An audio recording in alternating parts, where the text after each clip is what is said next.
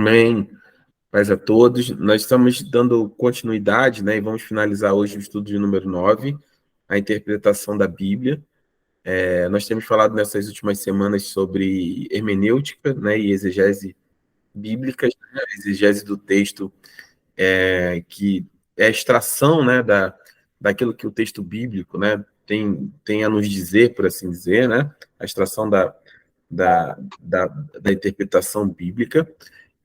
Assim como a hermenêutica é o conjunto de regras, né, que regem a forma como nós a interpretamos, né? Nós temos falado sobre isso ao longo das últimas semanas aí. Hoje nós vamos dar uma finalização nesse tema para entrarmos em outro tema já na próxima semana. Vou pedir a pastora Tânia para orar por nós, que abençoe o nosso dia, em nome de Jesus.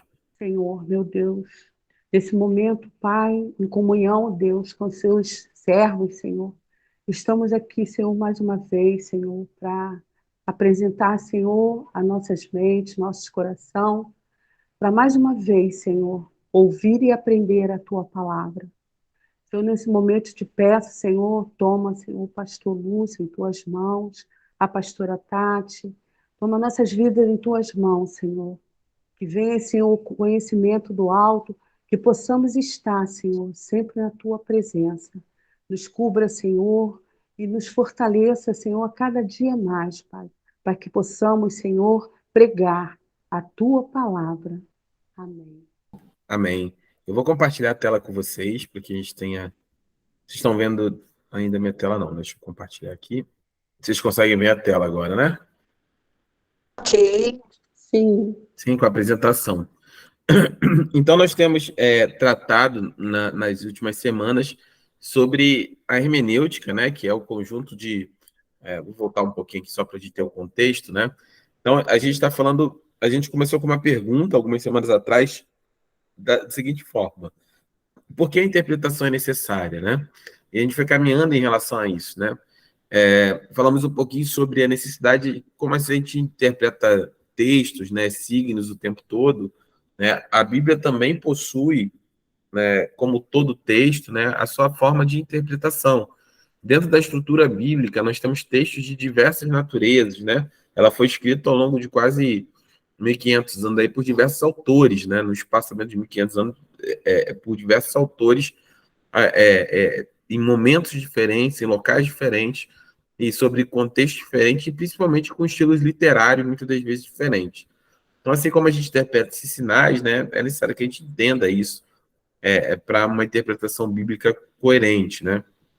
Nós falamos sobre o texto de 2 Coríntios 3,6, que falava que a letra matava, mas o espírito vivificava, e essa foi uma aula que gerou bastante polêmica, né, inicialmente, mas a gente viu que, na verdade, era usado esse texto para justificar uma ignorância, né, por parte dos cristãos, de maneira geral, protestantes, dos crentes, já dizendo, você não precisa estudar, você não precisa se aprofundar no conhecimento bíblico, porque a letra mata e o espírito vivifica. Então, vamos só, principalmente nós pentecostais, né, viver de poder, viver de experiência, mas a verdade é que, quando nós aprofundamos no texto, nós vamos ver que não tem nada a ver com o conhecimento da palavra, ou estudo, ou a teologia, ou conhecimento bíblico, mas esse texto fala sobre a letra da lei, né? A letra talhada em pedra, que a lei matava, porque a lei não conseguia... A lei, ela expôs o pecado e trazia morte, por assim dizer, por consequência do pecado. O salário do pecado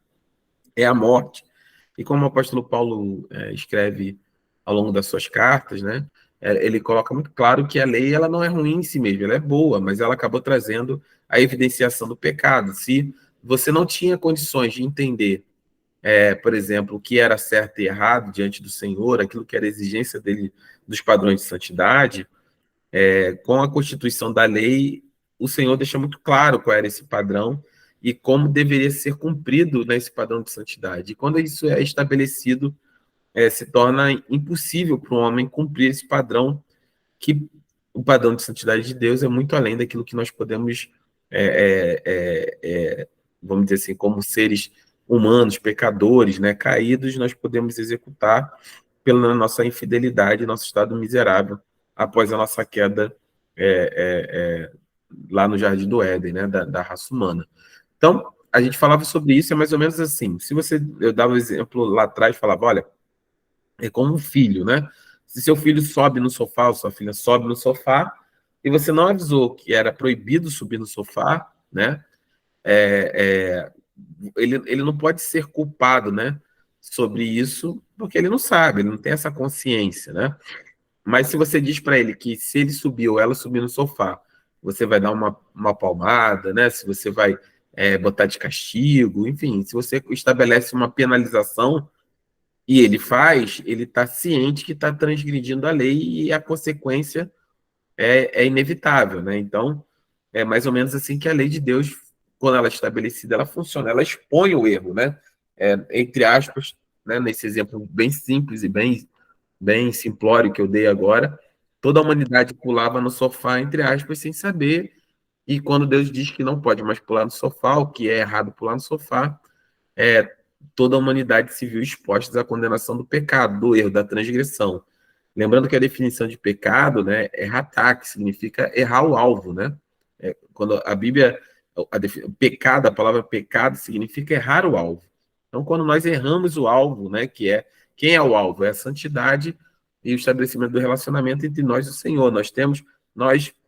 O ser humano ratá, né? Ele erra o alvo. E nesse aspecto, né, nós temos algumas temos algumas não, temos alguns desdobramentos em relação a isso, né? Então, a gente viu já em outras aulas aqui da Escola de Discípulo, quando nós estudamos a revelação geral, né, de Deus e a revelação específica, a palavra diz, olha, toda a natureza, tudo aquilo que é criado, ela é a revelação geral de Deus. Ela diz para o ser humano que existe um Deus, né, que existe algo ou alguém maior do que ele, né?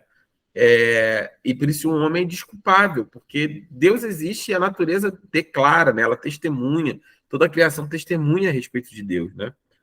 E falamos sobre a revelação específica, que é não somente basta entender e perceber que existe Deus, mas é necessário conhecer esse Deus de maneira íntima e pessoal, como Deus deseja, e como ele se revelou através da sua palavra e na maior revelação através de seu Filho Jesus Cristo. Jesus, a Bíblia declara que ele é a face visível do Deus invisível, né? Nós vimos Deus andando no nosso meio através de seu Filho, do Senhor Jesus Cristo.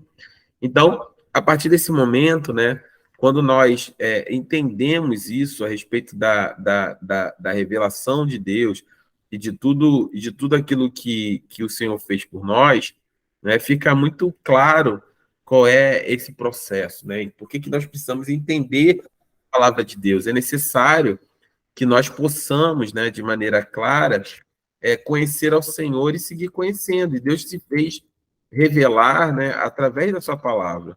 Então, o conhecimento, né, do Senhor, ele é fundamental e ele só pode ser executado, só pode ser realizado quando nós conhecemos a palavra do Senhor, que é onde ele efetivamente, né, se revelou à humanidade. Então, voltando àquele exemplo simples, funciona mais ou menos assim.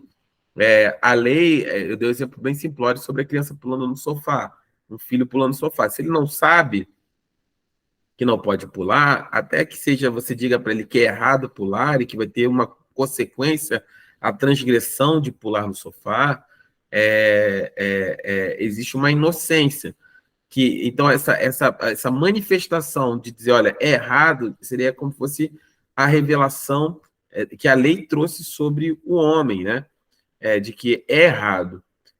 Mas, por outro lado, também, a revelação geral de Deus, usando o mesmo exemplo simplório, nossos filhos, nesse exemplo, ele, por bom senso, por percepção do todo, ele pode ver, olha, ninguém pula no sofá, então é errado pular no sofá, como se fosse uma revelação geral. Ninguém disse que é errado pular no sofá, mas por perceber o que está ao seu redor e o que acontece ao seu redor, ele naturalmente sabe que é errado pular no sofá, né? Então a revelação geral de Deus é sobre isso, sobre naturalmente perceber Deus e naturalmente saber quais são aquilo que transgride, né, o padrão de santidade estabelecido no Senhor.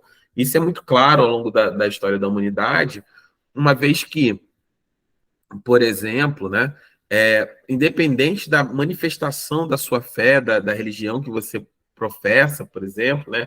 Ou da não religião, existem valores que estão intrínsecos no coração do homem, né? É claro para todos nós que matar uma pessoa é errado, né? Não existe nenhuma cultura onde matar alguém, matar o seu próximo é aceito. Não, então a gente tem essa percepção do erro, né? De maltratar uma criança, de fazer mal, né, a pessoas idosas. Não? Então, assim, existe meio que um senso comum, né, na humanidade do que é certo e errado e que vem justamente desse relacionamento inicial. Então, quando nós entendemos, né, a palavra de Deus, nós temos a capacidade de discernir isso. A nossa fé, e a gente tem falado sobre isso, até um tema que a gente usa na mídia da igreja, é uma fé inteligente. Não é inteligente porque somos melhores, é porque o nosso Deus, ele nos chama a ter um relacionamento pessoal, íntimo e sincero com ele, baseado no culto, acima de tudo, racional, né? O apóstolo Paulo fala, olha, nós precisamos ofertar a Deus o nosso culto racional, Senhor, com o nosso entendimento, né? Nosso Deus, ele escreveu um livro, né? Então, assim, a inteligência, ela é primazia nesse relacionamento, e conhecer a palavra de Deus é fundamental para que a gente entenda nesse relacionamento quem é o Senhor, quais são as suas promessas e principalmente aquilo que não é só promessa, né? Porque muitas das vezes somos enganados. A Bíblia diz que o povo de Deus perece, né? Ou é destruído por falta de conhecimento. Então, a hermenêutica bíblica o vocabulário hermenêutica tem origem no termo grego hermenêutikos, que significa interpretação, e hermenêuticos, que significa intérprete. Então, a hermenêutica nada mais é do que a interpretação da Bíblia. E a exegese, né, do grego exegeses, explicar, interpretar, relatar, exegeam mais, se ministrar, tirar para fora, exteriorizar, ou seja, exegese pode ser definido como uma extração das ideias do escritor presente. Então, como é que a gente vai lá num texto que foi escrito há 1.000 anos, há 2.000 anos, perdão, há 2.000 anos, há 4.000 anos atrás, como é que a gente vai lá e extrai isso, né? Através da exegese do texto, do entendimento. E existem regras para isso, para esse entendimento da palavra de Deus, e essas regras são justamente aquelas que estão estabelecidas na hermenêutica e sobre que a gente vai falar nessa noite. Então, eu passei sobre isso, mostrando, né, um pouquinho da exegese do texto, da análise semântica, falei sobre a morfologia do texto, estilo literário presente na Bíblia, né? História narrativa, poesia, profecia, provérbios, epístolas. Falei sobre os estilos literários de lei, evangelho, palavra, né? Sapiência e salmos. Então, foi uma jornada bastante grande, né? Até aqui, de conhecimento a respeito da palavra em si e da forma como nós podemos interpretá-la. Então, a gente foi passando por essa parte de interpretação do texto, de como é que a gente entende a geografia bíblica, né? Existe, ao longo da história da Bíblia, existe uma região, existe um povo, existe toda a estrutura de pano de fundo que é importante para nós nos situarmos naquilo que está acontecendo, né? Qual é o pano de fundo daqueles eventos. Então, compreendendo a história, né? Quem dominava o mundo, por exemplo, na época de Jesus, será que era o César romano, né? Que levou, né, apóstolos à morte, que levou à perseguição da igreja? Ou será que era Deus, né? Qual era a razão histórica de conflitos, por exemplo, entre samaritanos e judeus? Quando a sociedade, de maneira geral, usa até esse termo, não, fulano é um bom samaritano, não, ciclano é um bom samaritano, mas poucos sabem a origem, né? Ou entendem até que é um texto bíblico, mas da onde surgiu essa questão do bom samaritano? Porque Jesus usa a parábola do bom samaritano, né? Bom e samaritano era algo que não andavam juntos na época de Jesus, né? Os samaritanos, eles eram judeus que foram misturados, né? Na queda do Reino do Norte, em 700, mais ou menos antes de Cristo, quando cai para a Síria, e eles eram considerados um povo impuro, separado, né? Quando há a separação das 12 tribos, após a morte de Salomão, 10 tribos vão para o norte de Israel, estabelece ali um novo governo dissidente, né, daquele que estava em Jerusalém, e elegem como sua capital Samaria, né? Então, existia uma rixa cultural e sanguínea, né, ao longo do tempo entre judeus e samaritanos. Então, o bom samaritano era algo que era afrontoso, né? Mas Jesus estava falando justamente sobre isso. Não era a definição de quem era bom, não estava na sua linhagem, né? Tanto é que ele fala, tinha um homem caído e passa um sacerdote, passa um levita, passam figuras importantes religiosas, judaicas, né? E nenhuma delas ajuda aquele homem, mas passa o bom samaritano que cuida. Então, a gente fala assim sobre essa questão, né, da nossa atitude ser muito mais importante que o nosso cargo, do que a nossa religiosidade. Então, compreendendo a Bíblia, os limites geográficos, né, quando fala, o Galileu, Jesus é o Galileu, de onde ele vem, o que é a Cesareia, né, por que Jesus é mandado para Pilatos, depois é mandado para Herodes, né? E por que existiam vários Herodes? Tinha o rei Herodes, tinha o Herodes, não sei, acho que pelo menos uns 4 Herodes na época. Então, toda essa estrutura, né, é importante para você entender. Isso vai me fazer mais crente, pastor? Não. Isso estabelece o seu relacionamento com Deus? Não. Isso é importante para você ser um servo fiel ao Senhor? Não. Mas isso é importante para o seu crescimento, para que você entenda a sua fé. Parte da crise que a igreja passa nos dias de hoje, nosso tempo, é porque as pessoas abandonaram o conhecimento da palavra de Deus, né? E se tornam. A Bíblia fala em Efésios, no capítulo 4, se não me engano, ali no versículo 15, 16, você é por ali, né, depois do 10 ali, entre 10 e 15, 10 e 16, fala sobre isso, fala que nós temos que ter esse conhecimento, essa comunhão, né, o ensino da palavra, para que a gente não fique como criança sendo levado de um lado para o outro pelo braço, né? Igual uma criança pequena que a mãe se arrastando pela rua, né? Assim, é um crente sem preparação, sem conhecimento, né, da palavra do Senhor. Mas quando nós conhecemos a palavra, nós temos a capacidade de resistir, né, a esse arrastar de um lado para o outro, né, a vento de doutrina. E a comunhão também é fundamental para isso. Eu estava até no almoço no domingo, pós-culto, e eu estava falando sobre isso. Eu ser enganado, você ser enganado, até suscetível a acontecer, né? Mas nós todos sermos enganados por uma doutrina equivocada, distante da palavra de Deus, é mais difícil. Então, quando nós temos comunhão, mesmo que um ou outro membro seja afetado, você fala assim, opa, peraí, meu irmão, isso não é bem assim, não, presta atenção aqui. Você fica blindado contra essas doutrinas, ou essas vãs filosofias, ou, ou vãs doutrinas que são estabelecidas.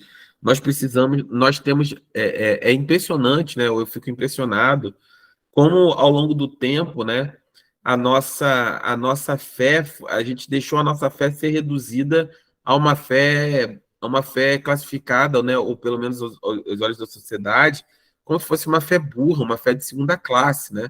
Nós somos aqueles que são manipulados pelo pastor, manipulados, porque nós não sabemos nos colocar diante da sociedade. A nossa fé é uma fé que mudou a história da humanidade, né? Toda a sociedade ocidental ela é moldada a partir do cristianismo. As grandes potências europeias, o grande potência, né, na América, que é os Estados Unidos, toda a sociedade ocidental, a estruturação do capitalismo, as leis, né, judiciais, tudo, né, começa a partir de uma cultura judaico-cristã. Então, assim, a nossa fé ela não é perdida, né? Nós não começamos ontem, né? Nós não somos os crentes da igreja neopentecostal A, B e C, que oferece bênção em troca de dinheiro, bênção em troca de carro, teologia da prosperidade, né? Nós não somos essa fé. Nós precisamos até me conhecer a nossa fé para poder rejeitar esse tipo de coisa, né, no nosso meio. E a igreja se deixou se levada a uma fé de segunda classe, né? Os maiores pensadores, né, na, vamos dizer assim, da sociedade ocidental passam por teólogos cristãos, né? Nós temos grandes homens ao longo do tempo, Agostinho, São Tomás de Aquino, nós temos o C.S. Lewis, nós temos vários homens, né, e mulheres também, que foram e são grandes pensadores cristãos e que são respeitados, né? Mas a gente abandonou isso por falta de conhecimento da palavra, né? Nós passamos a ser uma igreja de experiência, inicialmente mais pentecostal, do poder, de rodar e de fazer, o que é importante, faz parte da nossa fé, o pentecostalismo, Nós cremos dessa forma, mas não pode ser só isso, né? Essa é a grande questão. Então, a gente estudou algumas premissas, a premissa que Deus se revelou, né? A realidade do pecado, as dificuldades da própria Bíblia, e o escritor e o leitor no contexto bíblico, né? Então, essas premissas foram utilizadas aí para a exposição da interpretação. E aí, o que a gente justamente está? Então, baseado nessa primeira premissa, né? O que a gente estabelece?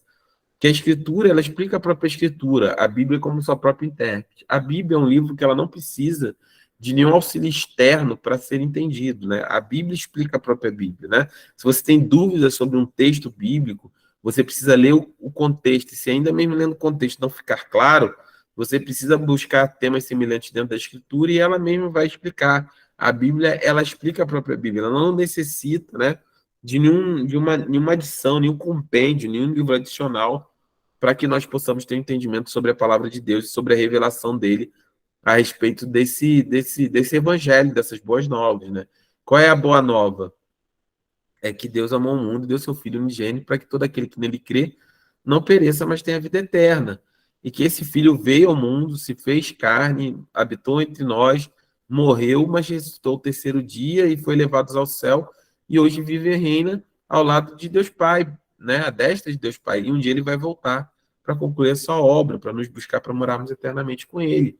E esse é o novo e vivo caminho para o homem pecador, né? Nenhuma outra religião trata, né, sobre perdão de pecados. Você pode pesquisar. Não existe, né, perdão de pecados em nenhuma outra religião fora do cristianismo, né? Existe um ciclo de oferendas, existe um ciclo de, vamos dizer assim, de autoflagelação, de autocomiseração, mas o perdão de pecados, né, ele é algo que, né, por exemplo, se você estudar a doutrina do karma, a doutrina da reencarnação, você vai ver que está implícito ali uma necessidade de passar ou de evoluir ou de passar por diversas vidas para que você evolua como pessoa, como alma, sei lá, como espírito, né? Como ser. Então, o trabalho de aperfeiçoamento, o mérito de alcance de algo mais elevado é seu, é você quem faz, né? Através de longo de vida. Então, não existe um perdão do pecado. Se você fez algo aqui, qual é a base do karma? Você vai pagar aqui ou em outra vida, né? Só que o cristianismo vem com uma mensagem poderosa. Ele coloca claramente que não é o nosso sacrifício, não é o seu e o meu esforço, é o esforço realizado por Cristo na cruz do Calvário. É o sacrifício dele que mudou toda a nossa história. Então, a partir desse momento, né, quando nós entendemos isso, a gente entende que quando a Bíblia diz que ao homem é dado o direito de morrer apenas uma só vez, é porque não é necessário, é uma única escolha. Todos pecaram, a Bíblia diz que todos pecaram e estão destituídos, estão separados da glória de Deus. E que o salário do pecado é a morte. Se todos pecaram e o salário do pecado é a morte, e nós estamos separados da glória de Deus, então toda a humanidade está condenada. Por isso que Jesus fala muito claramente: olha, eu não vim para julgar o mundo já foi julgado, já está exercido juízo sobre ele, eu vim para salvar, eu vim para dar uma oportunidade das pessoas serem salvas desse estado de condenação eterna que a humanidade se encontra. O mundo já é no maligno, né? Já está morto, já está enterrado no maligno. Mas eu vim como um sopro de esperança, como vida para onde só existe morte, né? Como alguém um vivo andando no meio de mortos. Então, quando nós entendemos isso, nós vemos que, na verdade, o que nós temos da parte de Deus é uma extensão de mão. Eu falei disso no domingo, né? Nós somos como um mendigo que, no alto da sua miserabilidade, e vendo o rei, estendeu a mão, e o rei estendeu a mão de volta e nos tomou pela mão e nos deu sua herança e participou, nos deu dignidade.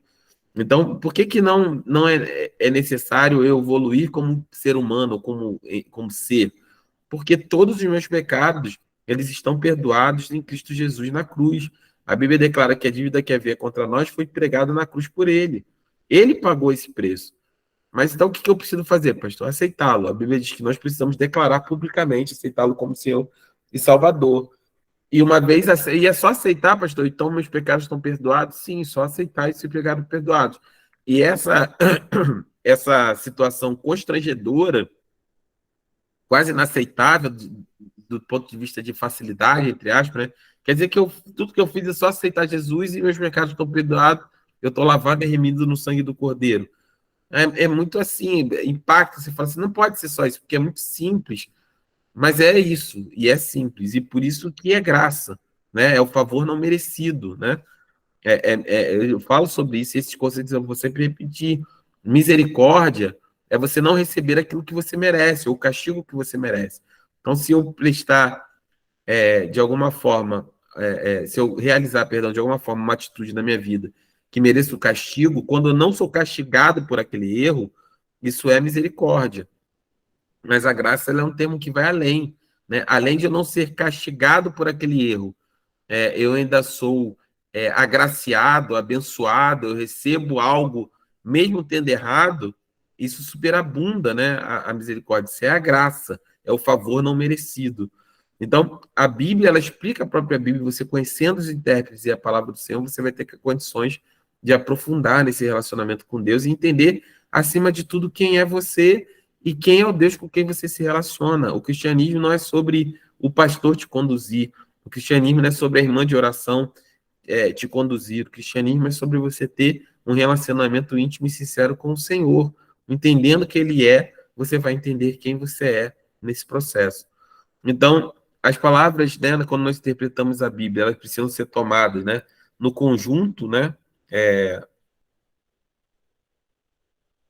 elas precisam ser tomadas, né, no conjunto da frase, quer dizer, eu não posso tirar a palavra do contexto, e nem a frase em si do contexto, né? Eu tenho que pegar todo o contexto para me entender o que aquilo está sendo dito. Então, expressões obscuras consideradas à luz do objeto, eu digo, do livro em que aparece, né? Como é que a gente trata isso, né? E é necessário consultar as passagens paralelos de ideias e de ensinos gerais das escrituras. Então, estou tratando de um tema que é difícil, eu vou estabelecer esses parâmetros, né? Se eu estiver passando uma passagem difícil, obscura, né? No entendimento por algum motivo para mim naquele momento, eu nunca vou chegar à conclusão que a Bíblia está errada. Não, eu preciso mudar a forma como eu estou abordando esse tema e buscar em outras passagens paralelas, ou de ideias, ou de ensino, de forma geral nas escrituras, que me lancem luz sobre aquilo que eu estou lendo. Eis que aí tem os 10 princípios, né, que devem ser seguidos quando a gente interpreta um texto bíblico, né, para ajudar nesse entendimento. E esse princípio, né, por assim dizer, nós podemos estabelecer. Vou mudar a cor aqui da caneta.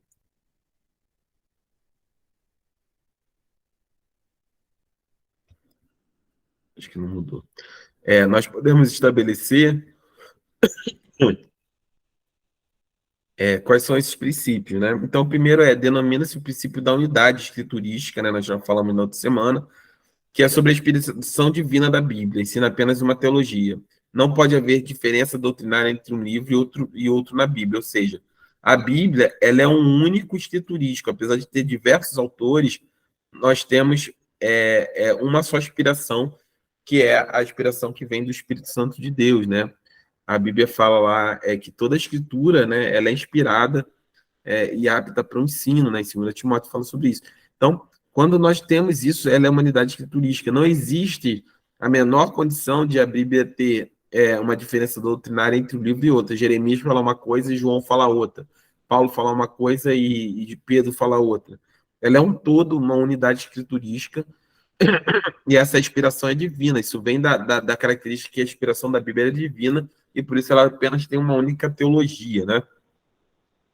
O segundo item que a gente tem que deixar a Bíblia interpretar a própria Bíblia. Esse princípio vem da Reforma Protestante, né?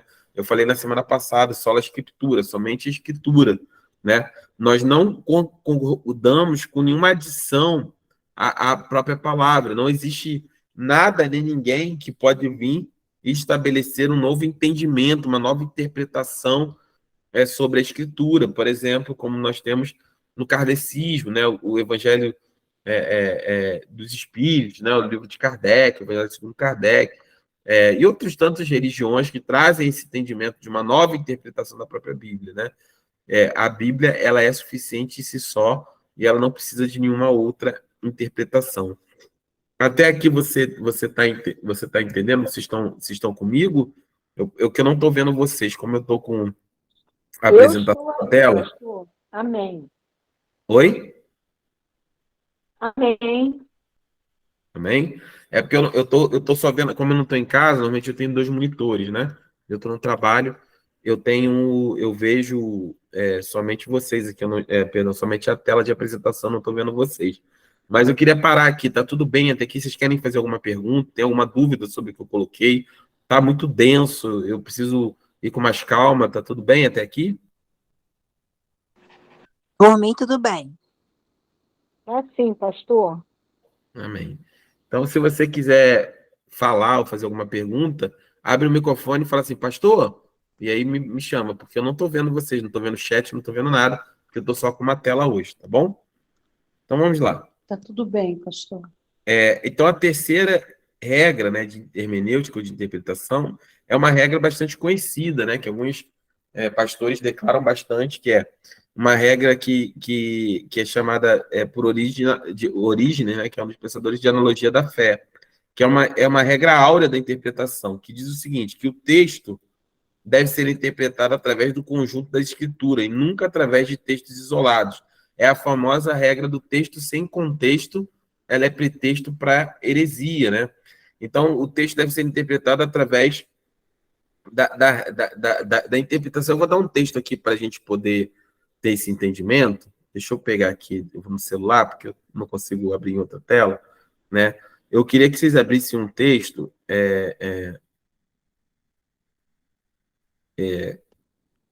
Só um minutinho.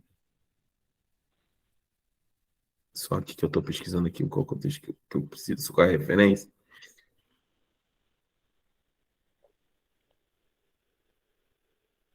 Pronto. Abre, por favor, alguém João 14, versículo de 2 a 4.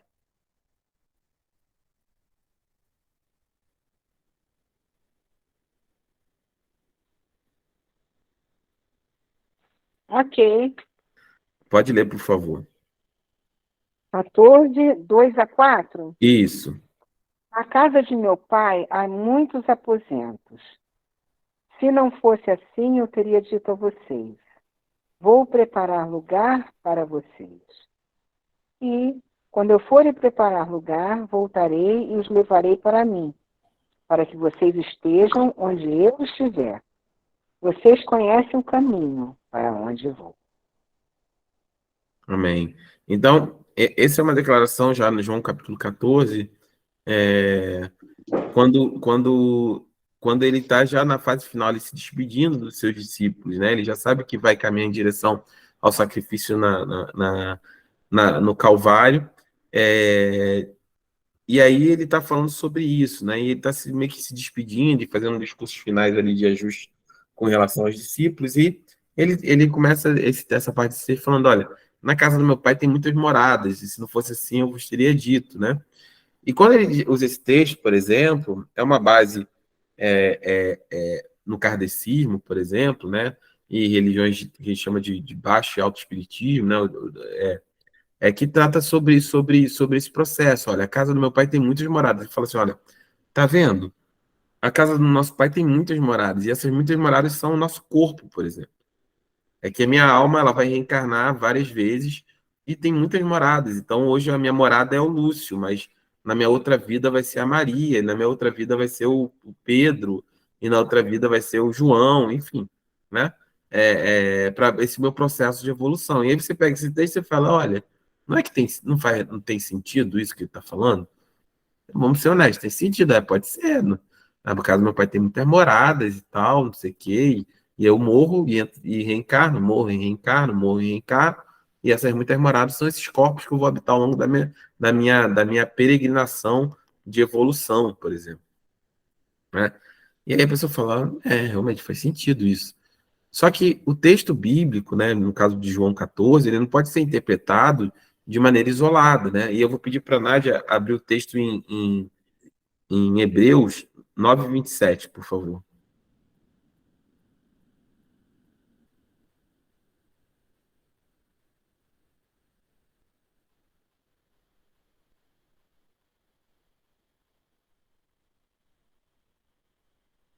Conseguiu, Nádia?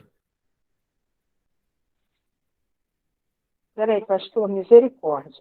Amém, amém. Eu peguei Não no ri não, susto, né? pastor. Uhum. Eu já fico rindo à toa. Eu sou italiana, eu fico me Pede ajuda aí aos universitários aí. Peraí, Hebreus está no Antigo Novo Testamento, Testamento. Novo Testamento. É Depois novo? de Novo Testamento, você vai lá, vai vir Romanos, Achei. Gálatas, Efésios, Filipenses, vai embora. Aí vai achar Timóteo, Ah, Tito, Filemão e Hebreus. Ele é antes de Tiago. isso. Hebreus, por gentileza. 9:27. Pois não. 9:27. Vamos lá. Da mesma forma, como o homem está destinado a morrer uma só vez e depois disso enfrentar o juízo, assim também Cristo foi oferecido em sacrifício uma única vez para tirar os pecados de muitos e aparecerá a segunda vez, não para tirar o pecado, mas para trazer salvação aos que o aguardam. Amém. Então está falando sobre Cristo aí, né? Que assim como Cristo morreu uma única vez para tirar o pecado de mundo, ele vai voltar uma segunda vez para trazer salvação. Mas ele abre esse texto de maneira, o autor de Hebreus, né? Abre esse texto de maneira poderosa. Ele fala, olha, ao homem, né? É dado, é ordenado, né? Morrer uma única vez. Depois disso é a morte, né? Depois disso é o fim. Depois disso não tem, é o juízo, acabou. Então, a Bíblia, ela interpreta, a gente tem um texto de João 14 que dá margem para uma interpretação herética, né, uma heresia, que é uma doutrina de reencarnação contínua, onde a morada são vários corpos que a gente vai habitar ao longo da vida. Em Hebreus está claro que ela mostra claramente que essa interpretação está equivocada, que essa exegese do texto ela é equivocada.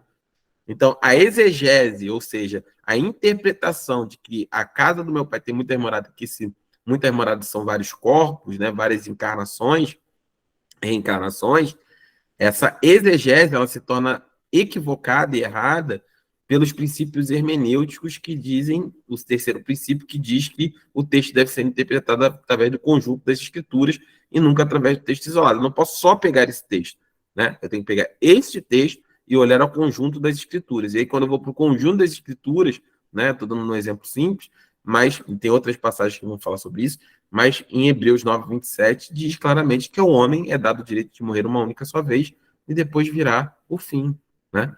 Como se você entender o contexto bíblico, né? Nós acreditamos, o que nós acreditamos como cristãos? Nós acreditamos na encarnação, não na reencarnação, né? O verbo encarnado, Jesus se tornou carne. O verbo no princípio era o verbo e o verbo se fez carne. Ele encarnou, né? Ele se tornou carne. Na encarnação nós acreditamos, na reencarnação não. Tanto que Jesus morreu e quando Jesus voltou Pedro? Não. Jesus voltou Paulo? Não, Jesus voltou Jesus. Jesus voltou num corpo glorificado, não mais num corpo humano caído, né? Não porque Jesus foi sem pecado, mas eu estou dizendo do ponto de vista de estrutura, né? Jesus é 100% homem, 100% Deus, como nós. Somos 100% homem, né? No caso de Jesus é 100% Deus também, nós não. Mas o que eu estou dizendo é a humanidade, né? Aquele corpo humano, frágil, né? Nele houve santidade a ponto de ele cumprir a lei através da sua morte, ser o Cordeiro de Deus, e quando ele ressuscitou, a Bíblia diz que ele de unigênito, né? O apóstolo Paulo fala que ele é unigênito, passa a ser o primogênito da criação, no sentido que ele é o primeiro, né? O primeiro homem a ser ressuscitado e glorificado no seu corpo, ou seja, o corpo de Jesus é o corpo glorificado. E essa é a nossa esperança, que assim como Jesus foi, o que nos dá a certeza dessa nossa ressurreição em Cristo Jesus e da nossa vida eterna com Deus num corpo glorificado? Porque ele foi o primeiro que passou por isso. Ele foi o primeiro entre nós, por isso que ele deixa de ser somente um unigênito, né? Ele continua sendo o único gerado pelo Pai, ele é da mesma essência de Deus, portanto ele é Deus, mas ele é o primogênito da criação, o primogênito da salvação, perdão, e o primogênito da salvação por quê? Porque ele é o primeiro exemplo.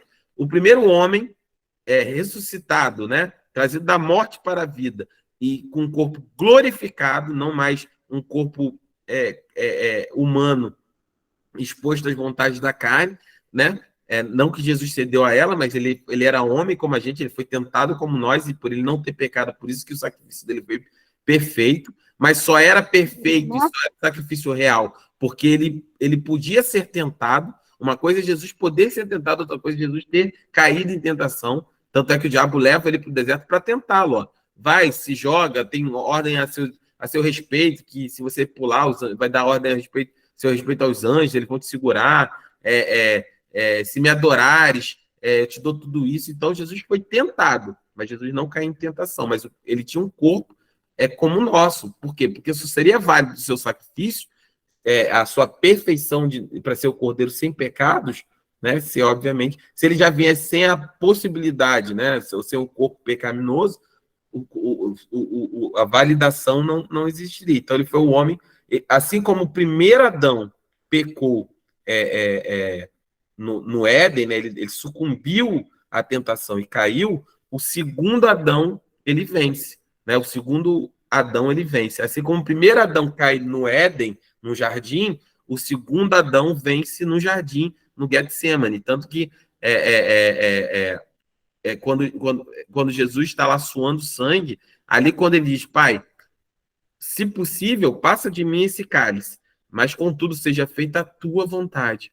Naquele momento, ele podia optar por fazer a vontade ou não de Deus, assim como o primeiro do Pai, assim como o primeiro Adão pôde escolher em fazer ou não a vontade do Pai, se abstendo do conhecimento do bem e do mal, rejeitando, transgredir a ordem de Deus, ou seja, obedecer a Deus. Quando o pecado, a origem do pecado, nós vamos estudar isso nas próximas aulas, no segundo módulo, a origem do pecado ela é uma só, é a desobediência. Quando nós temos a desobediência na nossa natureza, nós desobedecemos a Deus e a sua palavra. E isso gera todos os pecados. A base de todo pecado é a desobediência. Então, onde o primeiro Adão falhou no jardim em obedecer, o segundo Adão ele tem êxito e ele vence o pecado porque ele se submete. Não seja feita a minha, mas a sua vontade. Ele submete a vontade dele, a do Pai, e ele vence na cruz por nós.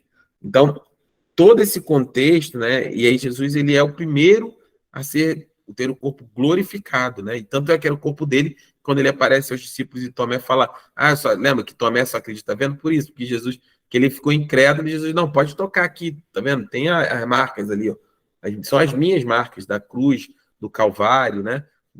Sou eu, mas era Jesus num corpo glorificado, né? Alguém quer perguntar alguma coisa? Eu vi um pastor e eu não sei se é para interromper. Não, pastor, perdão. Não, claro, pode falar, querido. Não é nada? Não é nada, não. Eu estava pensando. Tá bom. Então, Jesus é o primeiro, ele é o primeiro de nós, é a nossa esperança, por isso que a nossa esperança é ele. Porque ele venceu a morte por nós, entendem? E nós venceremos a morte por causa dele. Mas quem garante que vai acontecer ele? Porque já aconteceu com ele já foi glorificado. O corpo dele foi glorificado. Por isso que o apóstolo Paulo fala aqui, a nossa leve e momentânea tribulação nem se compara à glória vindoura. Aquilo que é corruptível, que é o nosso corpo, a nossa natureza, se revestirá de incorruptibilidade. Nós nos tornaremos incorruptíveis, ou seja, não estaremos mais sujeitos ao pecado, e por isso estaremos aptos para vivermos em santidade eternamente diante de Deus. Era Jesus, mas por que os discípulos não reconheciam a Jesus? Né? Porque é mais ou menos o seguinte, né? O corpo glorificado ele é perfeito em todos os seus atributos. É mais ou menos assim, você me conhece, o pastor Lúcio, ele tá ficando carequinha, ele tá envelhecendo com a barbinha branca. Aí, vamos dizer assim, supondo, se um dia vocês me vissem glorificado, no dia que vocês me virem glorificado, vocês vão ver e vão... É como os discípulos de Emaús, vão falar assim, nossa, ele lembra, né? Parece o pastor, mas não é. Parece Jesus, mas não é. Por quê? Porque o corpo glorificado, ele não é velho nem novo, ele não é bonito nem feio, ele é perfeito. Entendem isso? Ele é perfeito. Pastor, Oi, pode falar, Nádia. não, é Elizabeth, pastor, pai do Senhor. Oi, Elizabeth, desculpa, perdão, confundi a voz. Eu aprendi justamente isso na escola dominical domingo, né? Passado agora. Uhum.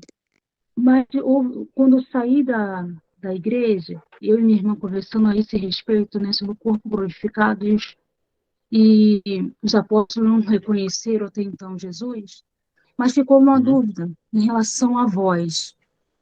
Por mais que uma pessoa não escute, mas aquela voz a pessoa vai reconhecer. Isso também é modificado, porque os discípulos andaram com Jesus durante tanto tempo, e quando ele retornou, a voz de Jesus, eles não reconheceram também pela voz. Entendi. Eu acho que, na verdade, a resposta é bem simples, né? Eu acho que não reconheceram. Assim, é só passar pela gente. Você tem a mesma voz que você tinha quando tinha 10 anos? Como você não vai ter a mesma voz quando você tiver 80 anos. A nossa voz muda, né, ao longo da vida, né? É natural essa mudança. O que eu estou dizendo? A voz, ela tem estados ao longo da nossa existência, né? Nossa vida. Ela modula e muda de acordo com o envelhecimento, de acordo com a juventude, de acordo com uma série de fatores. E para mim, com certeza, ela muda também quando ela for perfeita, porque você não vai ter. Entenda o seguinte: você não vai ter uma voz nem fina, nem grave, nem feia, nem bonita. Você vai ter uma voz perfeita, porque é um mistério de Deus, é um corpo glorificado, é a perfeição na forma de um corpo, entendeu? Não sei se está claro o que eu estou dizer, mas é um novo estado. Não é uma voz nem doce, nem agressiva. É uma voz perfeita. É uma voz que... entende? Não é diferente. Assim como... É aquela história, se eu tenho uma pintinha aqui hoje, uma marquinha de uma espinha que eu tive quando era adolescente, por exemplo, não vai ter mais, porque eu não vou ser nem magro nem gordo, eu não vou ser nem pequeno nem grande, eu vou ser perfeito. Porque o corpo glorificado... A gente atinge a perfeição com Jesus, através dele. Isso. Ele foi o primeiro, né? E nós seremos os próximos, né? Quando ele ressuscitar, nós seremos glorificados. Nosso corpo será glorificado como o dele foi, entendeu? Para aqueles que estiverem vivos, lembra? No arrebatamento aos céus, né? Se transformarão com poder e grande glória. Para aqueles que estiverem mortos, serão ressuscitados, né? Esse é a questão aqui. Mas eu vou avançar. Sempre, o item 4, sempre terem visto o contexto, né? Ler o que está antes e o que vem depois para concluir aquilo que o autor tem em mente, né? Nós falamos sobre esse texto, sobre a letra mata, o espírito vivifica. Quando você lê antes e depois, você fica claro que ele está falando da lei e não do conhecimento, né? Não tem a ver com você estudar, né? Tem a ver com você... A lei trazia a morte e o espírito trouxe vida. O quinto item é primeiro procurar o sentido literal, menos que as evidências demorem que é figurado, ou seja, a Bíblia, isso é uma coisa importante, a Bíblia, ela fala o que está escrito na Bíblia. Você lê o versículo, o que o versículo está dizendo? É o que ele está dizendo. Né? A não ser que ele mostre para um sentido figurado, né? João lá em Apocalipse, não, eu vi a voz como muitas águas, né? Isso, na sua boca saiu uma espada, seus olhos eram de fogo. Tem um sentido figurado. É um homem que está vendo uma visão gloriosa e ele está tentando explicar o que ele está vendo. Então tem um sentido figurado, né? Mas quando você vai lá em Gálatas, por exemplo, e vê a lista lá das obras da carne, né? Que fala sobre os pecados, né? Aquilo que está lá é aquilo que está lá. Não tem quando fala sobre adultério, quando fala sobre feitiçaria, quando fala sobre homossexualismo, quando fala sobre essas coisas, não tem um sentido figurado. É o que está escrito, né? Não existe uma interpretação disso. E no meio pentecostal tem muito disso, de vou pegar um texto, não sobre essas questões do pecado, né? Mas de pegar um texto lá, que o texto está dizendo uma coisa e não, eu vou trazer um sentido figurado que está escrito aqui ou por trás. Não, o texto diz o que o texto diz. O sentido é sempre literal, a menos que você tenha uma evidência do que está sendo dito ali. Óbvio, tem a questão de escatologia, você vai entender o contexto, mas basicamente é isso. 6, ler o texto em todas as traduções possíveis, né, antigas e modernas. Muitas vezes uma dessas traduções nos traz uma luz sobre o autor, eu queria dizer. Então, o que eu falo, né, tentar ter mais de uma Bíblia, 2 é importante, uma Bíblia com um português mais moderno, né? Tem muita gente que ainda está usando a João Ferreira de Almeida do início do século passado. Aí tem lá as coisas que o Senhor fez. É um português muito truncado, né? Então já tem versões novas, nova versão internacional, né? A NVT agora também, a nova versão transformadora, que são excelentes traduções bíblicas que vêm do original direto para o português, já com uma linguagem atualizada. A 7, apenas um sentido deve ser procurado em cada texto, então um texto não tem mais que 2 sentidos, né?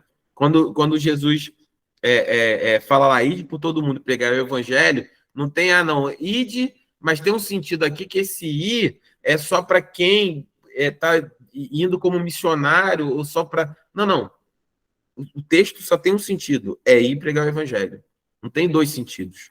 Não tem 2 caminhos a ser seguido. O que é sentido? Qual é o sentido? Eu vou lá no sentido norte, eu vou no sentido São Gonçalo, eu vou no sentido Niterói, eu vou no sentido... É a direção. O texto nunca vai ter 2 direções, ele sempre é uma direção só.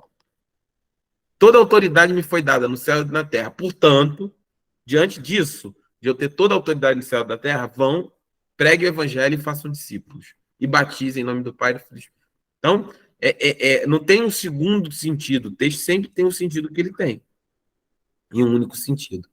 O trabalho de interpretação é científico, né? Você precisa científico no sentido de pesquisa, você tem que ler a palavra, estudar, ouvir de pessoas que têm mais conhecimento. Lembra que o evangelho é baseado no cristianismo, é baseado no discipulado, ter um discipulado próximo. Não adianta você começar uma vida cristã. Hoje tem crente que é discipulado pelo YouTube, que é discipulado por corte de pregação, por corte de podcast. Não, vou ver um corte de podcast. Aí o cara vai lá e fala 5 minutos, você acha que já sabe tudo sobre escatologia bíblica. Você vê lá uma pregação que o cara fala um monte de coisa, você já acha que ele está sendo discipulado. Não, discipulado é corpo a corpo, é pessoal. É eu caminhar com você, você caminhar com outras pessoas, eu passar aquilo que me passaram, eu ensinar aquilo que me ensinaram, você passar. Lembra disso? Nós devemos comunicar, né? O princípio discipulado em Timóteo, 1 Timóteo, é sobre nós comunicarmos aquilo, transmitir a homens fiéis que sejam capazes de transmitir a outros aquilo que nós aprendemos. Jesus discipulou 12, né? Um traiu ele, depois esses 11 discipularam toda a igreja, que discipularam outras pessoas, que discipularam outras pessoas, que discipularam outras pessoas, que nós chegamos aqui hoje. Então não existe você ter, não, eu me converti, agora eu vou crescer espiritualmente pelo TikTok. Não vai, irmão. Deixa eu te falar uma coisa, não vai. Você vai ver uma vida híbrida de pecado, você vai ver uma vida híbrida onde você vive baseado no seu achismo. Não vai, meu irmão. Você precisa caminhar com alguém que tem experiência na fé, com homens e mulheres de Deus, que vão te ensinar e vão te ajudar nessa caminhada. E a partir daí você vai estar apto a ajudar outras pessoas a caminharem também. Esse é o princípio do discipulado e é a base do cristianismo. Então, o trabalho de interpretação é científico, ou seja, tem que ter pesquisa, você tem que ser feito com isenção de ânimo, desprendido de qualquer preconceito. Você não pode começar a montar uma pregação, uma interpretação. Desde você já. O preconceito aqui não é de preconceito contra pessoas, contra a religião, contra a raça, é preconceito de ter um conceito pré-estabelecido. Não, isso aqui, não, pesquisa, meu irmão, não leu? A letra mata, o espírito vivifica, tá vendo? Por isso que eu não deixo meu filho ir para a faculdade. Esse menino tá desviado, ele quer ir para a faculdade estudar em vez de ir para a igreja todo dia. A letra mata, o espírito vivifica. Se liberta desse preconceito, leia o texto. Procure entender o que o texto está dizendo. Leia, e depois você estabelece aí sim, com isenção do seu ânimo, ou da sua intenção, né, no ânimo da sua intenção, você estabelece aquilo que é verdade que está sendo tratado no texto. Né? E aí a gente se livra assim, do que a gente pode chamar de achismo. Né? O nono é aprender a ler cuidadosamente o texto, fazer algumas perguntas relacionadas com a passagem, chegar às conclusões circunstanciais, por exemplo. Quem escreveu o texto? Qual o tempo, o lugar que escreveu? Por que escreveu? A quem se dirigia o escritor? O que o autor queria dizer? Você tendo esses elementos, tendo esse cuidado, você vai entender todo o arcabouço, né? Todo o contexto. Né? Quando a pessoa vai chegar assim, eu vou falar mal da irmã Elizabeth. Irmã Nádia, a irmã Elizabeth fez isso. Se a irmã Elizabeth, ela conhece, se a irmã Nádia conhece a irmã Elizabeth, ela fala, opa, peraí. Eu sei quem ela é, eu sei como ela age, eu sei o que ela quer dizer. Deixa eu entender esse contexto aqui do que você está me dizendo. Perfeitamente. Não é isso? Então, se nós não conhecemos, aí nós ficamos abertos a ouvir qualquer história e validar como verdade. Mas se nós não, o que Paulo está falando aqui? O que Pedro está falando? Para quem que João está escrevendo? Por que Mateus é um evangelho que cita tanto referência bíblica no Antigo Testamento? Fala tantas vezes, assim como está escrito, porque Mateus é um apóstolo que escreveu o seu evangelho direcionado aos judeus. Já Marcos foi aos romanos. Já Lucas foram aos gregos. Por isso que Lucas trata de uma forma metodológica. Ele fala, não, o que é a verdade? Trata sobre a verdade. Porque cada público... por quê? O que os gregos buscavam? A verdade. O que os judeus buscavam? O cumprimento das escrituras no Antigo Testamento, que era em Cristo Jesus. O que o grego buscava? A verdade. Quem é a verdade? É Jesus. Eu sou a verdade com a minha vida. Marcos escreve para quem? Direcionado, né, aos romanos, que era o povo poderoso, como fossem os americanos, era o povo dominante na época. Então, eles mostram Jesus poderoso, né, o Jesus rei, o Filho de Deus. Então, isso tudo vai montando um contexto para você ter uma interpretação da Bíblia coerente, entender o que você está lendo. Né? Por fim, a 10ª regra é feita a exegese, ou seja, a interpretação, a extração do texto. Se você tiver o resultado obtido contrário aos princípios fundamentais da Bíblia, ele deve ser colocado de lado do trabalho exegético e recomeçado novamente. É o que nós falamos. Deus é amor. Né? João fala lá em 1 João, Deus é amor. Aí, então, a minha interpretação, se Deus é amor, Deus não tem preconceito e aceita todo mundo do jeito que é. Se essa situação, ela fere um outro princípio, que Deus não aceita, ele nos ama para nos aceitar como nós estamos. Mas se você ler o contexto bíblico, você vai ver que não para permanecermos da forma como chegamos. Deus nos ama sim, mas Deus também é fogo consumidor. Deus ele é um Deus que estabelece santidade. Ele diz claramente o que é pecado. Então não adianta nós andamos num processo onde claramente a gente está falando sobre questão da militância LGBTQ na nossa sociedade, está sendo discutido claramente isso, e assim, a gente não tem muito o que falar, porque está claramente estabelecido na palavra aquilo que é estabelecido como pecado. Não tem uma outra interpretação, é aquela lista ali e ponto. Deus ama o pecador? Com certeza ama, mas Deus abomina o pecado. Nós não podemos normatizar aquilo que a Bíblia diz claramente que não é normal, que não está normatizado. Mas a pessoa, o ser humano... Não, claro que a gente respeita, óbvio que a gente respeita. Nós amamos as pessoas, assim como nós amamos as pessoas que precisam, que estão perdidas, como nós fomos um dia. Mas a exegese do texto, a interpretação, nunca pode levar para um lado onde nós validamos essas coisas, porque não é validado. Se chegou nessa conclusão, você precisa voltar para o texto e começar todo o trabalho de exegese e de interpretação do texto novamente. Então, as figuras de linguagem no texto bíblico, né? Eu trouxe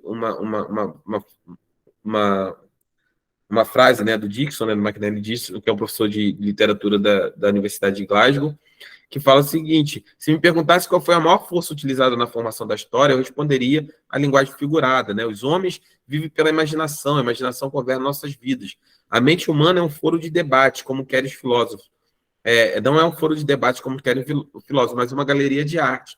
Elimine as metáforas, ou seja, a linguagem figurada da Bíblia, e seu espírito vivo se dissipará. Os profetas, os poetas, os líderes são todos mestres da metáfora, e com ela cativam a alma humana. Deus ele é um Deus que trabalha, né, do ponto de vista de linguagem bíblica, né? Usa metáforas, usa figuras de linguagem para codificar algo que não está ao nosso alcance, que é algo extremamente espiritual, que nós não o homem natural não consegue entender as coisas espirituais.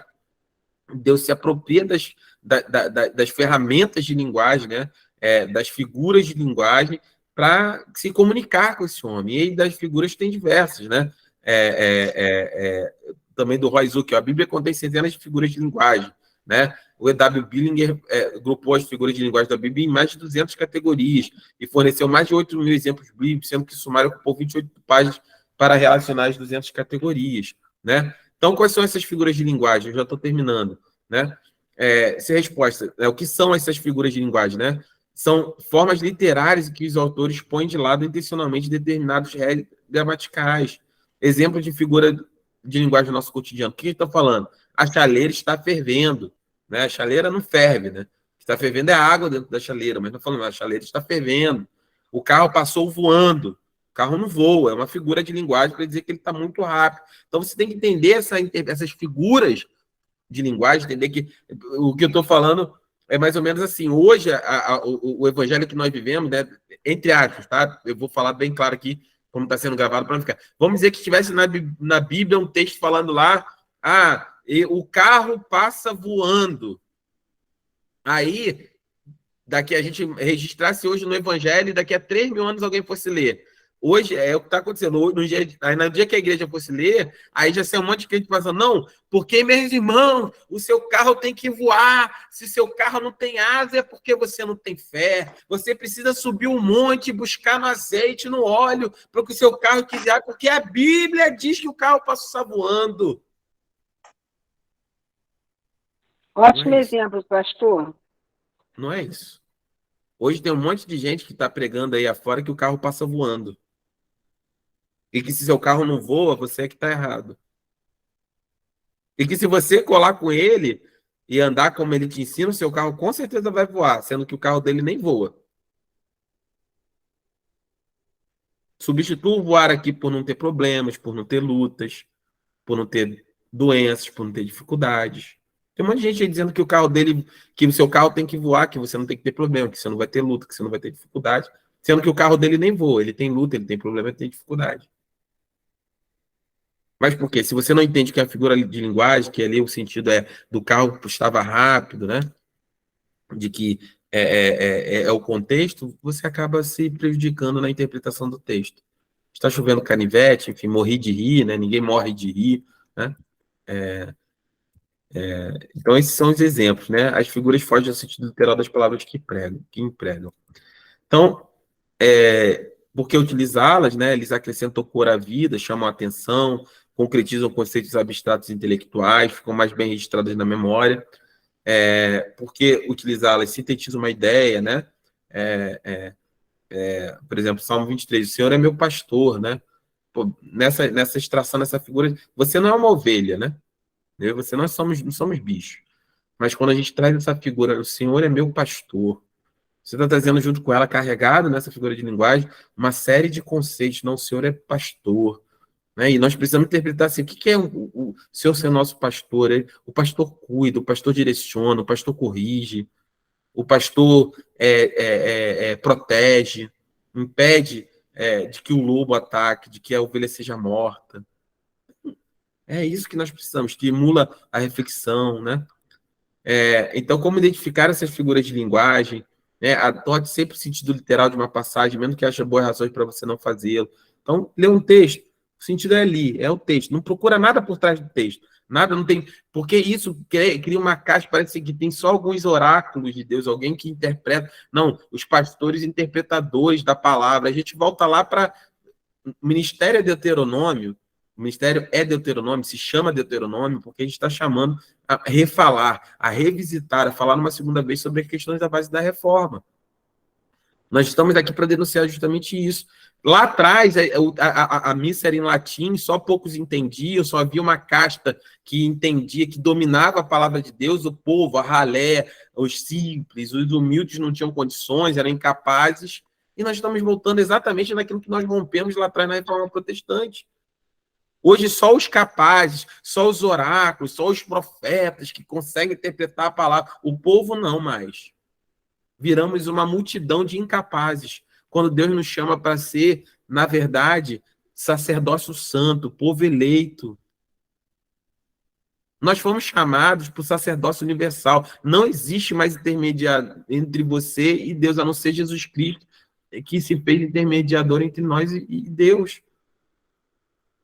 Nós somos, pelo poder que há no Espírito Santo, capazes de entender a palavra, de viver um cristianismo real, verdadeiro. Nós não precisamos de intermediários. O sentido é figurado se o literal implicar em uma impossibilidade, né? Então, tem uma série de questões, né, de que a gente pode tratar, né, Como identificar as figuras de linguagem, né? O sentido é figurado se o literal for absurdo. Exemplo, árvore batendo palmas, como está em Isaías 55:12. É óbvio. Você leu ali, uma árvore bate palma? Não, então não é literal, é figurado, né? E aí, nesse erro de interpretação, vai ter gente falando que a gente tem que subir ao monte para ver a árvore bater palma. Que Isaías 55:12 diz isso. Não, não é isso, meu irmão. Vou te falar, não é isso. Ah, o senhor pode fazer a árvore bater palma? Pode. O senhor pode fazer até a árvore virar um canarinho. O poder de Deus é ilimitado. Mas essas são experiências sobrenaturais. Isso não é regra de fé. A regra de fé é que a árvore não bate palma. Se um dia a árvore bater palma para você numa experiência sua com o Senhor, e eu estou nenhum juízo de valor, uma experiência real. Essa é a sua experiência. Ela não pode estabelecer que a partir de hoje, quem não vê a árvore batendo palma não é crente, não é ungido, não tem visão espiritual. E tem um monte de gente dizendo que viu a árvore bater palma e que se você não vê a árvore bater palma também, você está fora da visão. Como identificar as figuras de linguagem, né? Ela vem sempre através de uma explicação, né? Do sentido literal, né? Então, assim, eu não vou entrar nesse processo. Eu vou disponibilizar esse material, os tipos de figura de linguagem, né? Comparação, substituição, omissão, supressão, exageros, atenuações, que encerram a coerência, que encerram a sonoridade, né?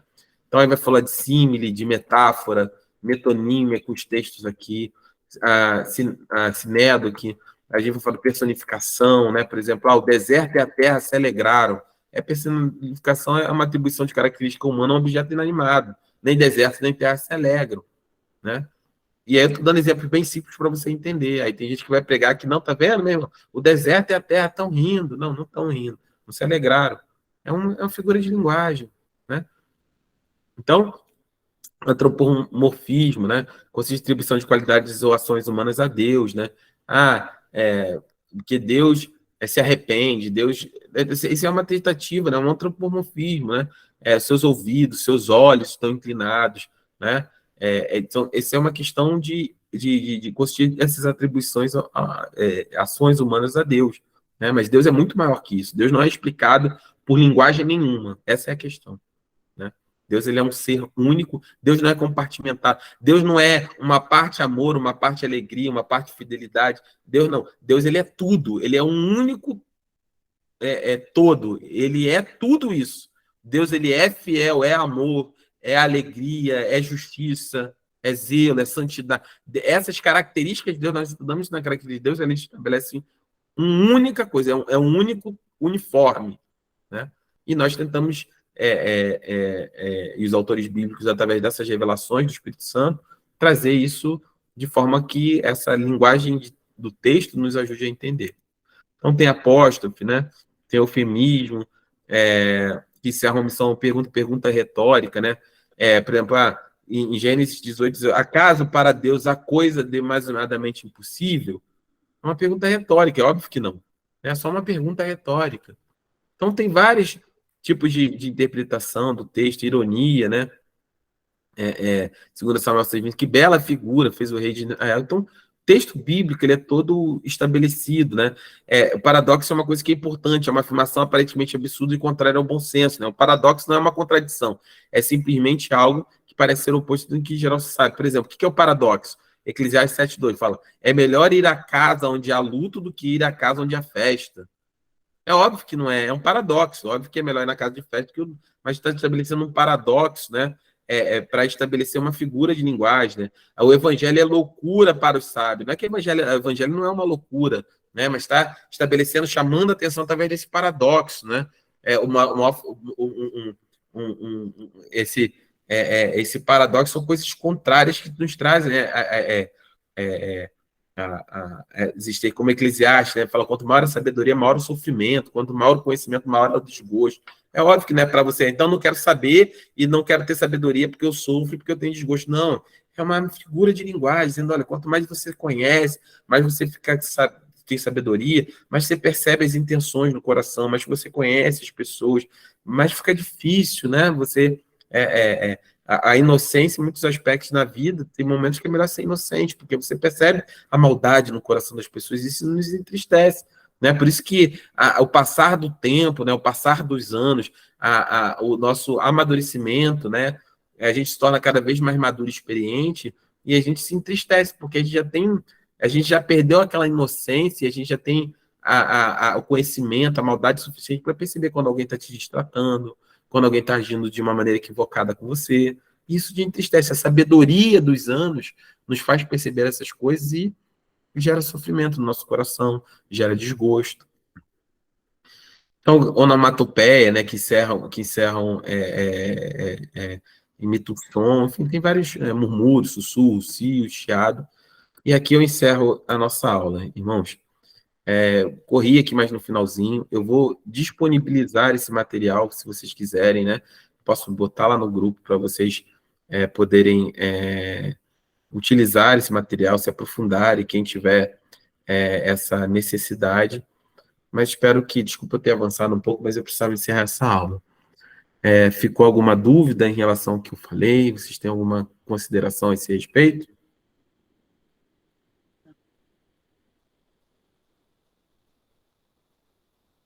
Não? Ninguém tem? Eu Alguma não, dúvida? fiquei um pouco com dúvida não, pastor. Tá bom. Não, eu quero a disponibilidade do material. É muito importante para nós, pastor. Amém. Enriquece, entendeu? Amém. Eu vou colocar no grupo o link e o PDF, tá bom? Para vocês poderem utilizar aí, consultarem, se que vocês quiserem. Meus irmãos, eu agradeço vocês até de ter avançado em uns 15 minutos aí em relação à aula, mas eu precisava encerrar. É um assunto bastante importante, reflitam sobre ele, não passem desapercebidos por essa aula, porque faz toda a diferença no nosso cotidiano, na nossa vida com Deus. Bom, essa noite eu vou pedir em nome de Jesus que a Elizabeth, se estiver com o microfone aberto, que você possa orar para nós encerrarmos a nossa aula. Amém? Amém. Amantíssimo Deus e eterno Pai, te agradeço, Senhor, por essa aula. Te agradeço pela vida do pastor, por todos que participaram, Senhor, nessa noite, para aprender mais de Ti. Senhor, eu te peço, sacia cada dia mais a nossa sede de conhecimento e também de graça, Senhor, porque os dois têm que ser juntos, para Amém. que possamos cada dia mais participar da Tua obra, fazer a Tua vontade, seja em casa, seja no trabalho, seja onde estivermos, Senhor, que o Seu nome seja sempre glorificado. Obrigado por participar dessa aula. Eu peço, Senhor, abençoe o pastor Lúcio e sua família, e a Amém. todos que participaram também. Amém. Amém. Amém, meus irmãos. Até a próxima semana. Nos vemos no culto online. Convide alguém, não esqueça, né? Quinta-feira, às 19h30, culto online. E domingo nos vemos na igreja, tá bom? Fiquem na paz. Amém. Abaixe o app da igreja. Paz. Se você ainda não abaixou o app da igreja, tem para Google e iOS. Eu vou ver se eu coloco no final aqui desse vídeo os links. Pastor, eu tenho que atualizar meu celular. Vou comprar um novo, pastor. Amém. Amém. Em nome de Jesus. Fiquem com Deus. Tá? Uma boa noite. Paz. Boa noite, Paz, a irmão. paz é Da toda. paz. Paz, paz.